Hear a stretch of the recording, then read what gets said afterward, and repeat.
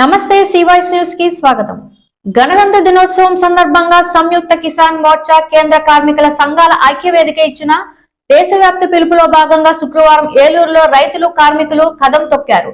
కేంద్ర మోడీ ప్రభుత్వ రైతాంగ కార్మిక ప్రజా వ్యతిరేక విధానాలపై ఆగ్రహం వ్యక్తం చేస్తూ ట్రాక్టర్లు బైకులతో భారీ ర్యాలీ నిర్వహించారు. రైతాంగాన్ని రక్షించాలి, దేశాన్ని కాపాడాలి అంటూ నినాదాలతో హోరెత్తించారు. ఏలూరు పాత బస్టాండ్ సెంటర్ నుండి ప్రారంభమైన tractor rally jute mill flyover మీదుగా ఫైర్ స్టేషన్ సెంటర్ గుండా జిల్లా పరిషత్ కార్యాలయం వరకు జరిగింది. ఈ సందర్భంగా ఆంధ్రప్రదేశ్ రైతు సంఘం రాష్ట్ర సహాయ కార్యదర్శి కె శ్రీనివాస్, ఆంధ్రప్రదేశ్ రైతు సంఘం జిల్లా అధ్యక్షులు పి సోమశేఖర్, ఏఐకేఎంఎస్ జిల్లా అధ్యక్షులు ధర్ముల సురేష్, బీకేఎంయు రాష్ట్ర ఉపాధ్యక్షులు బండి వెంకటేశ్వరరావు, ఆంధ్రప్రదేశ్ వ్యవసాయ కార్మిక సంఘం రాష్ట్ర కార్యదర్శి ఏ రవి, సిఐటియు జిల్లా ప్రధాన కార్యదర్శి డిఎన్విడి ప్రసాద్, ఐఎఫ్టియు జిల్లా ప్రధాన కార్యదర్శి బద్ద వెంకట్రావు, ఏఐటియుసి జిల్లా పౌరాధ్యక్షులు కె కృష్ణమాచార్యులు, రైతు కూలీ సంఘం జిల్లా కార్యదర్శి ఎస్కే భాష తదితరులు మాట్లాడారు. ఢిల్లీ రైతాంగ ఉద్యమం సందర్భంగా కేంద్ర మోడీ ప్రభుత్వం లిఖితపూర్వకంగా రైతాంగానికి ఇచ్చిన ఏ ఒక్క హామీ కూడా అమలు చేయకుండా మోసగించొద్దని విమర్శించారు. వ్యవసాయం సంక్షోభంలో కూరుకుపోయి రైతులు ఆత్మహత్యలు చేసుకుంటున్నారని ఆవేదన వ్యక్తం చేశారు. అందుకు మద్దతుగా ధరలు గ్యారంటీ చట్టం తేవాల్సిన అవసరం ఉందన్నారు. అయితే కేంద్ర ప్రభుత్వం ఇచ్చిన హామీ ప్రకారం ఈ చట్టం తెచ్చేందుకు చర్యలు చేపట్టకపోవడం రైతాంగాన్ని దగా చేయడమేనని చెప్పారు. కార్పొరేట్ కంపెనీలకు 25 లక్షల కోట్లు రుణమాఫీ చేసిన మోడీ ప్రభుత్వం రైతు రుణాలు ఎందుకు మాఫీ చేయడం లేదని ప్రశ్నించారు. కేరళ తరహాలో రుణ విమోచన చట్టం తేవాలన్నారు. కార్మిక వ్యతిరేక 4 లేబర్ కోడ్లను రద్దు చేయాలన్నారు.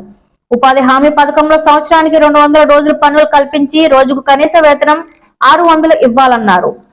రాష్ట్ర ప్రభుత్వం తీసుకొచ్చిన భూ యాజమాన హక్కు చట్టం రద్దు చేయాలని కోరారు. విశాఖ ఉక్కు ప్రైవేటీకరణ ఆపాలన్నారు. కేంద్ర విద్యుత్ సవరణ బిల్లు రద్దు చేయాలని, వ్యవసాయ మోటార్లకు మీటర్లు బిగించవద్దన్నారు. అటవీ హక్కుల చట్ట సవరణలు ఉపసంహరించుకోవాలని, ఆదివాసీ హక్కులను కాపాడాలని కోరారు. అంబానీ, అదానీ వంటి కార్పొరేట్ కంపెనీలకు ఊడిగం చేస్తూ దేశ సంపదను వారికి కట్టబెట్టడం దుర్మార్గం అన్నారు. ఈ కార్యక్రమంలో రైతు కౌలు, రైతు, కార్మిక, వ్యవసాయ కార్మిక, వివిధ ప్రజా సంఘాల నాయకులు, ఏఐకేఎంఎస్ కమిటీ సభ్యులు పొర్లండ శ్రీనివాసరావు, ఏపీ రైతు సంఘం జిల్లా కార్యదర్శి రాయంకుల లక్ష్మణరావు, ఏఐకేఎంఎస్ జిల్లా అధ్యక్షులు వెట్టి సుబ్బన్న, సిఐటియు జిల్లా ఉపాధ్యక్షులు బి సోమయ్య, ఏఐటియుసి జిల్లా అధ్యక్షులు రెడ్డి శ్రీనివాస డాంగే, రైతు సంఘం రాష్ట్ర కార్యదర్శి డి ప్రభాకర్, ఏఐటియుసి జిల్లా నాయకులు M Krishna Chaitanya, Puppala Kannababu, A Appalaraju, B Srinivasa Rao, T Babu, U Hemashankar, CITU నాయకులు V Saibaba, B Jagannatham, T Kishore, J Gopi, John, AP కౌలు రైతు సంఘం జిల్లా అధ్యక్షులు కార్యదర్శులు గన్ను వెంకట్రావు, దొంత కృష్ణ, ఆంధ్రప్రదేశ్ రైతు సంఘం జిల్లా సహాయ కార్యదర్శి కట్టా భాస్కర్ రావు, జిల్లా కమిటీ సభ్యులు సున్నా వెంకట్రావు, గండి రాజా, కోన శ్రీనివాసరావు, ఆంధ్రప్రదేశ్ కౌలు రైతు సంఘం జిల్లా కో కన్వీనర్ వి శ్రీరామచంద్రమూర్తి, కె రాఘవ, బాబురావు, బీకేఎం నాయకులు గొలిమే బాలయసు, బొగ్గల ప్రభాకర్, పీడిఎస్యు జిల్లా అధ్యక్షులు ఎం క్రాంతి, ఐఎఫ్టియు నగర ప్రధాన కార్యదర్శి ఎర్ర శ్రీనివాసరావు, నాయకులు పల్లి గంగరాజు, రమణ, నూకరాజు, నవ్వుడు నెహ్రూ బాబు, కాకర్ల శ్రీను, వీరభద్రం, కొండ విజయ్, కోరాడ అప్పారావు, ధర్మారావు తదితరులు పాల్గొన్నారు. ఇచ్చిన దాంట్లో భాగంగా ఈరోజు మన రాష్ట్రం మన దగ్గర కూడా ఈ కార్యక్రమాన్ని చేయడం జరిగింది. ఇది చాలా విజయవంతంగా అయింది. అయితే ఆనాడు 2020 మొదలుపెట్టినటువంటి సమ్మె చాలా విజయవంతంగా 2021 నవంబర్ వరకు, అంటే సుమారు 380 రోజుల దాకా సమ్మె సాగి ఆనాడు విజయవంతంగా రైతులు కొన్ని విషయాల్లో గట్టిగా చేసిన తర్వాత ఆయన ఆ రోజు ఈ చట్టాలని వీటిని అమలు జరుపుతాను, ఈ నల్ల చట్టాలని తీసేస్తాను అని చెప్పి హామీ ఇచ్చి ఈ రోజుకు 3 సంవత్సరాలు దాటిపోయినప్పటికీ కూడా దాన్ని ఏమీ చేయలేదు. అందుకని ఆ భాగంలోనే అసలు దాన్ని అమలు చేయమని చెప్పి చెప్తున్నాం. ఇప్పుడు మన మిత్రులు మాట్లాడినట్టు రైతాంగం, దేశానికి అందం పెట్టేటటువంటి రైతాంగానికే ఈయనన్ని మోసాలు చేసేటటువంటి, అసలు ఇలాంటి మోసాలు చేసేటటువంటి ప్రభుత్వాన్ని ఎందుకు ఉంచాలని చెప్పి నేను డిమాండ్ చేస్తున్నా. ఎందుకంటే వాస్తవంగా ఈ హామీలు ఇచ్చిన తర్వాత హామీల్ని నెరవేర్చలేదు కాబట్టి హామీలు నెరవేర్చేంత వరకు కూడా ఈ ఉద్యమం ఉధృతం సాగించాలని కూడా డిమాండ్ చేస్తూ సమస్యల పరిష్కారం అయ్యే వరకు రైతులకు గిట్టుబాటు ధరలు చట్టం తెచ్చే వరకు రైతులకు పండించిన పంట గిట్టుబాటు ధర చట్టం తెచ్చే వరకు 4 లేబర్ కోడ్లు రద్దు చేసే వరకు విశాఖ ఉక్కు ఆంధ్రుల హక్కు ప్రభుత్వ రంగ సంస్థలను ప్రైవేటీకరించడాన్ని డౌన్ డౌన్ మోడీ సర్కార్ డౌన్ వరకు రైతులు పండించే పంట గిట్టుబాటు ధర చట్టం తెచ్చే వరకు రైతులు పండించే పంట గిట్టుబాటు ధర చట్టం తెచ్చే వరకు 4 లేబర్ కోడ్లను రద్దు చేసే వరకు 4 లేబర్ కోడ్లను రద్దు పరిష్కరించాలి ప్రధాన సమస్యలను, పరిష్కరించాలి కార్మిక సమస్యలను. కేవలం పండించే పంట గిట్టుబాటు ధర చట్టాన్ని, పండించే పంటకు గిట్టుబాటు ధర చట్టాన్ని, రైతులు పండించే పంట గిట్టుబాటు ధర చట్టాన్ని రద్దు చేయాలి. 4 లేబర్ కోడ్లను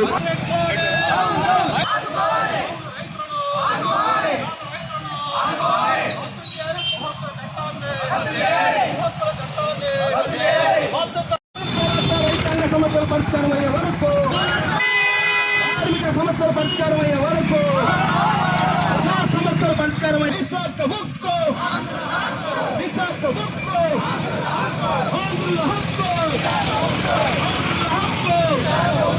ఆంధ్రుల ఎవరు రాకునేది, ఎవరు రామేది, ఎవరు రాకునేది. 4 లేబర్ కోడ్లను, 4 లేబర్ కోడ్లను, కార్మిక హక్కుల, కార్మిక కర్షక ఐక్యత, కార్మిక కర్షక ఐక్యత. రైతులు పండించే పంట గిట్టుబాటు ధర చట్టం తీసుకొచ్చే వరకు, రైతులు పండించే పంట గిట్టుబాటు ధర చట్టం తీసుకొచ్చే ఇచ్చిన హామీలను, రైతాంగానికి ఇచ్చిన హామీలను, రైతాంగానికి ఇచ్చిన ఎవరు రామేది, ఎవరు రాకునేది, ఎవరు రాకునేది, ఎవరు రామేది.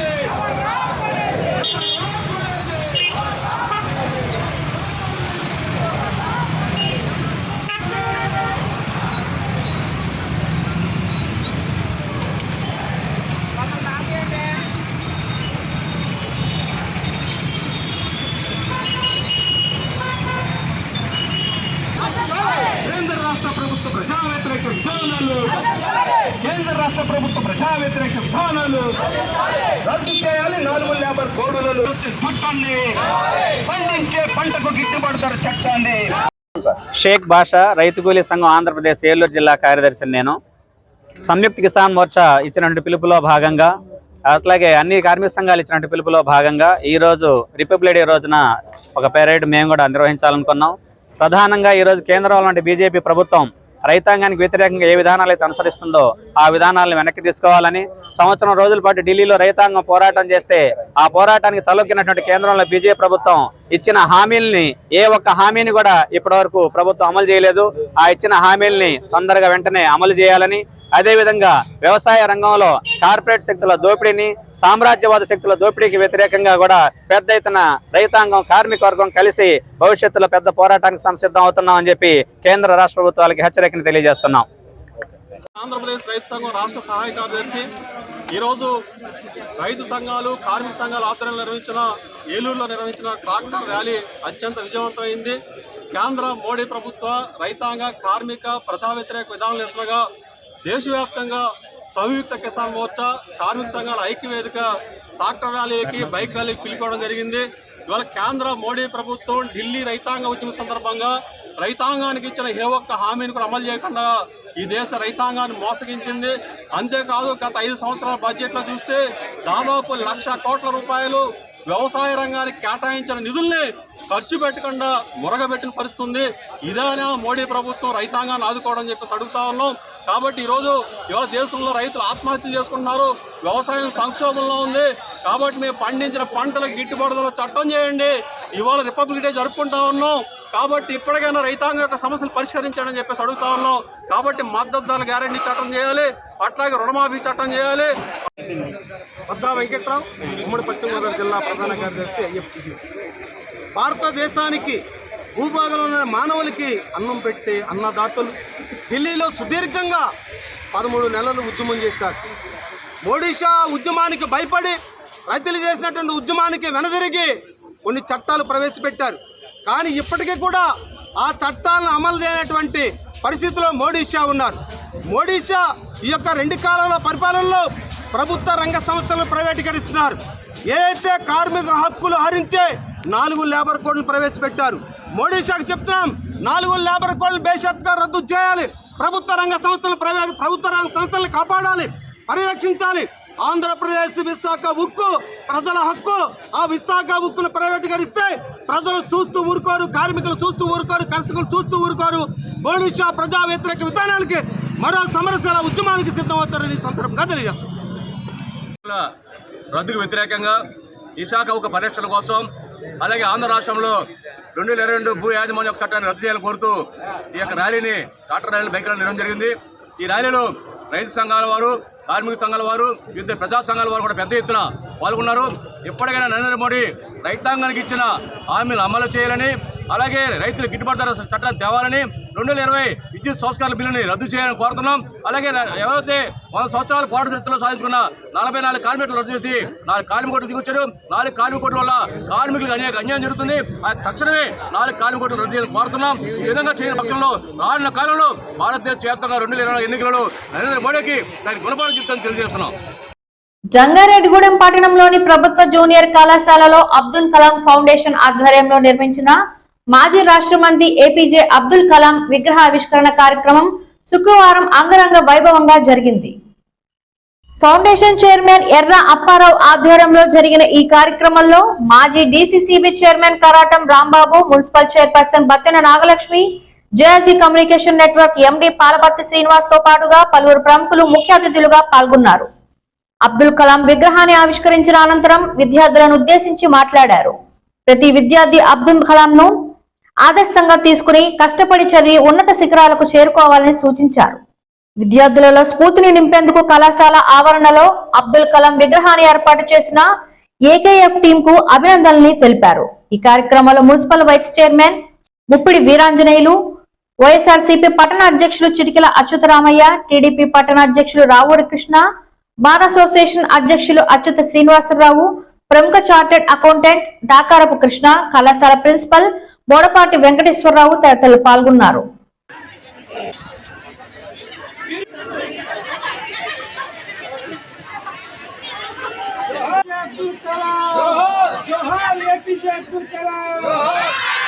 రెండు సూట్ కేసులేనట. ఆహ్వానిస్తున్నాం. జోహార్ అబ్దుల్ కలాం, జోహార్ అబ్దుల్ జోహార్ జోహార్. ఒక రాజకీయంగా పరంగా కానీ కుల పరంగా కానీ అదృష్టం కొద్ది మేము ఫేమస్ అవుతాం తప్ప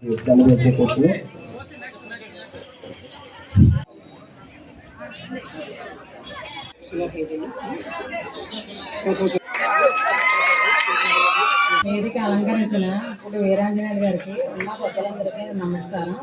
వేదిక ముందు ఉన్న విద్యార్థులకి నా నమస్కారం. ఈ రోజున అబ్దుల్ కలాం గారి విగ్రహం ఆవిష్కరించాము. దానికి నాకు చాలా సంతోషకరంగా ఉంది. ఆయన అడుగుజాడల్లో ప్రతి ఒక్కరు కూడా నడవాలని కోరుకుంటున్నాను. విద్యార్థులు వచ్చే ముందు స్కూల్లో వెళ్ళే ముందు వచ్చే ముందు ఆయన దండం పెట్టుకుంటే ఆయన సేవలో ఎదగలుగుతామని కోరుకుంటున్నాను. మీరందరూ అనుకుంటారు మేము ఏదో ప్రభుత్వ పాఠశాలలో చదువుతున్నాం, మాకు చదువుంతగా అవ్వదేమో, మేము పైకి రాలేమేమో, ఒక సైంటిస్ట్ గానో ఒక డాక్టర్ గానో ఒక ఇంజనీర్గా అవ్వలేకపోతామేమో, మాకు కొంచెం చదువు అందుతుందేమో అని చాలా మందిలో అపోహ ఉంటుంది. ఈ అబ్దుల్ కలాం గారు ప్రభుత్వ పాఠశాల ప్రభుత్వ కళాశాలలో చదివే ఈ రోజున మనం ఆయన ఎక్కడో ఒక రకంగా ముస్లిం అయినా మళ్ళీ ఇంకొక తమిళనాడు స్టేట్లో ఒక మారుమూల కుగ్రామంలో చిన్న పల్లెటూరులో పుట్టిన ఆయన ఈ రోజున చనిపోయిన తర్వాత ఆయన విగ్రహం పెట్టుకుని ఇంతమంది జంగాలో ఉన్న విఐపీలు అవచ్చు, మీరవచ్చు, మీడియా వాళ్ళు వచ్చి అందరూ వచ్చి ఆయనకి సలాం చేస్తున్నామంటే ఆయన ఎంతో గొప్ప పని. అంటే మాస్టర్ ఇప్పటివరకు చాలా చెప్పారు ఆయన గురించి. సో మనం ఎందుకు ఆ స్థాయికి వెళ్ళకూడదు? మీలో పట్టుదల ఉండాలి, అందుకే విగ్రహాలు పెడతారు. మీరు వచ్చినప్పుడు క్లాస్లోకి వెళ్ళి బయటకు వచ్చినప్పుడు ఆయన అంతా చూడండి, ఆయన ఇంత సామాన్య కుటుంబంలో పుట్టాడా, ఆయన ఇంత గొప్పవాడియా, నేనెందుకు అవ్వకూడదు అని రోజు అనుకొని మీరు తలుచుకుంటారని ఈ మహానుభావుల విగ్రహాలు కళాశాలలోను సెంటర్లోను పెడతారు. నేను చెప్పేది ఇదే, మీరందరూ వెతకండి. అబ్దుల్ కలాం విగ్రహం పెట్టండి. ఆయనకి నివాళులు, నిజమైన నివాళులు ఎప్పుడంటే నిజంగా ఆయన స్ఫూర్తితో ఆయనలో చదివి ఆయనలో పైకి రావాలని అందరినీ ఆశీర్వదిస్తున్నాను. దేశ ప్రజలకు గణతంత్ర దినోత్సవం స్వేచ్ఛగా జీవించే అవకాశాన్ని కల్పించిందని జంగారెడ్డిగూడెం తహసీల్దార్ కె శ్రీవా జోజీ తెలిపారు. జంగారెడ్డిగూడెం పట్టణంలోని తహసీల్దార్ కార్యాలయం వద్ద గణతంత్ర దినోత్సవ వేడుకను ఘనంగా నిర్వహించారు. ఈ సందర్భంగా డిప్యూటీ తహసీల్దార్లు వరలక్ష్మి, రమేష్ లతో కలిసి జాతిపిత మహాత్మా గాంధీ చిత్రపటానికి తహసీల్దార్ పూజా కార్యక్రమాలు నిర్వహించారు. అనంతరం జాతీయ జెండాను ఆవిష్కరించి విద్యార్థులతో కలిసి జాతీయ గీతాన్ని ఆలపించారు. అదేవిధంగా స్వీట్లు పంపిణీ చేశారు. అనంతరం ఉత్తమ ఉద్యోగిగా అవార్డు పొందిన తహసీల్దార్ కు సిబ్బంది అభినందనలు తెలిపారు. సందర్భంగా తహసీల్దార్ మాట్లాడుతూ గణతంత్ర దినోత్సవం యొక్క ప్రాముఖ్యతను వివరించారు. ఈ కార్యక్రమంలో రెవెన్యూ సిబ్బంది, విద్యార్థులు పాల్గొన్నారు.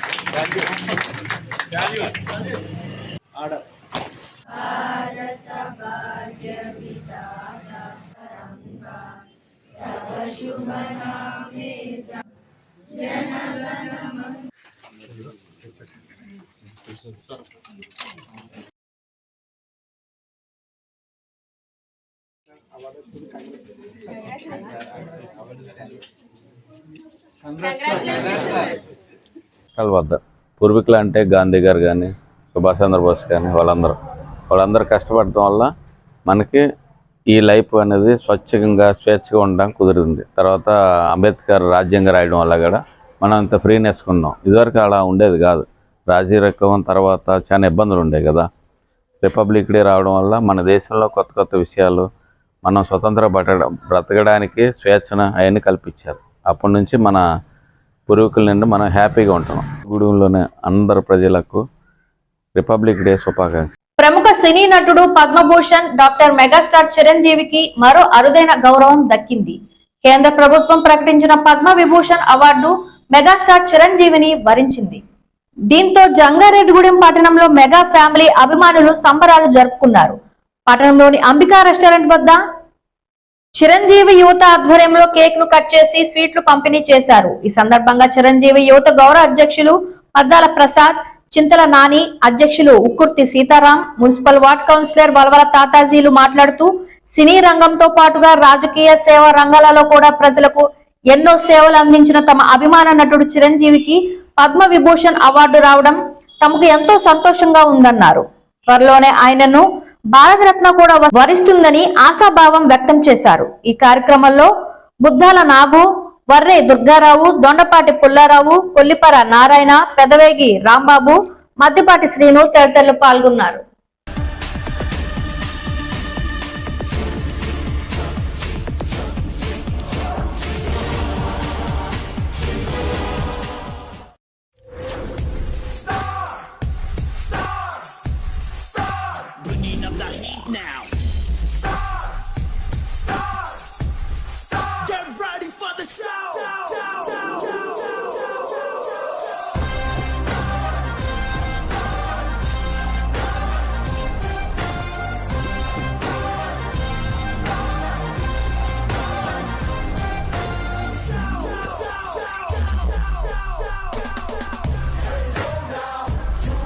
మరి ఈరోజు మన మెగాస్టార్ చిరంజీవి గారికి పద్మ విభూషణ అవార్డు రావడం, అలాగే మా అందరికి కూడా చాలా, చిరంజీవి అభిమానులందరూ కూడా చాలా సంతోషకరంగా ఉంది. మరి ఇలాంటి ఇంకా మరెన్నో పురస్కారాలు అందుకోవాలని ఆ భగవంతుని ప్రార్థిస్తూ, మరి చిరంజీవి అభిమానులుగా మా అందరికి కూడా చాలా గర్వకారణంగా ఉంది. మరి అంతటి వాడికి మళ్ళీ భారతరత్న కూడా ఆయనకే వరిస్తుందని మాకు నమ్మకంగా కలిగింది. మెగాస్టార్ అభిమానులందరూ కూడా మళ్ళీ సంక్రాంతి పండుగ మళ్ళీ వచ్చినట్టు అనిపిస్తుంది. ఈ సందర్భంగా మరి కేంద్ర గవర్నమెంట్కి ఈ అవార్డు అనౌన్స్ చేసిన అందరికి కూడా కృతజ్ఞతలు తెలియజేసుకుంటూ అభిమానులందరూ కూడా పండగ చేసుకోవాలని రాష్ట్ర వ్యాప్తంగా కోరుకుంటూ నాకు ఈ అవకాశం ఇచ్చిన అందరికి కూడా ధన్యవాదాలు. ఈ రోజు మా అందరి స్ఫూర్తి మన మెగాస్టార్ పద్మభూషణ్ చిరంజీవి గారికి దేశంలోనే 2వ అత్యున్నత పురస్కారమైన పద్మవిభూషణ్ అవార్డు రావడం అభిమానులైన మా అందరికి కూడా చాలా గర్వకారణంగా ఉంది. ఈ సందర్భంగా ఆయనకి మా అభిమానులందరి తరఫున శుభాకాంక్షలు తెలియజేస్తూ చిరంజీవి అభిమానులకు ఆదరిస్తున్న తెలుగు సినీ ప్రేక్షకులందరికీ కూడా మా కృతజ్ఞతలు తెలియజేసుకుంటున్నాం. మన మెగాస్టార్ చిరంజీవి గారికి పద్మవిభూషణ్ అవార్డు రావడం చాలా ఆనందదాయకం.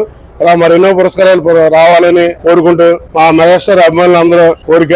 ఇది దేశంలోనే అత్యున్నతమైన 2వ పురస్కారం కావడం చాలా ఆనందదాయకం. అలా భారతరత్న వరకు కూడా చిరంజీవి గారు రావాలని కోరుకుంటూ ఈ రోజున మా మెగా అభిమానులందరికీ కూడా పండగ రోజు. ఎందుకంటే అభిమానం ఉన్న ఒక త్రాటి నుంచి మమ్మల్ని ఒక సేవా మార్గం వైపు నడిపించిన ఆ మహోన్నత వ్యక్తికి ఈ రోజున మొన్న పద్మభూషణ్ రావటం, మళ్ళీ ఇప్పుడు పద్మవిభూషణ్ రావటం మా అందరి కోరిక కూడా త్వరలో భారతరత్న రావాలని కోరుకుంటాం. ఎందుకంటే 10 మంది బాగుండాలి, 10 మందికి మంచి చేసే నాయకుడిగా సేవకుడిగా కూడా మిగిలినందుకు మమ్మల్ని కూడా ఆ సేవా మార్గంలో ఎప్పుడు కూడా కష్టం అంటే ముందుండే మెగా కుటుంబానికి ఇలాంటి మంచి పురస్కారం వచ్చినందుకు మా మెగా అభిమానులందరం కూడా చాలా చిరంజీవి గారికి ముందు మేము రుణపడి ఉంటాం. మమ్మల్ని మార్గంలో నడిపించేందుకు ఈ అవార్డు ఇచ్చిన కేంద్ర ప్రభుత్వం మోడీ గారు కూడా మా చిరంజీవి అందరి తరఫున కూడా ప్రత్యేక ధన్యవాదాలు తెలుపుకున్నాం. జంగారెడ్డిగూడెం పట్టణంలోని విద్యా వికాస్ జూనియర్ కళాశాలలో గణతంత్ర దినోత్సవ వేడుకలను ఘనంగా నిర్వహించారు. ఈ సందర్భంగా విద్యా వికాస్ యాజమాన్యం పి సతీష్ చంద్, వి శ్రీనివాసులు జాతీయ జెండాను ఆవిష్కరించారు. అనంతరం విద్యార్థులతో కలిసి జాతీయ గీతాలను ఆలపించారు. ఈ సందర్భంగా వారు మాట్లాడుతూ గణతంత్ర దినోత్సవం యొక్క ప్రాముఖ్యతను వివరించారు. అనంతరం విద్యార్థులు ప్రదర్శించిన పలు సాంస్కృతిక కార్యక్రమాలు ఆకట్టుకున్నాయి. ఈ కార్యక్రమంలో పాఠశాల principal V Prasannalakshmi, director P Lakshmi Prasanna తదితరులు పాల్గొన్నారు.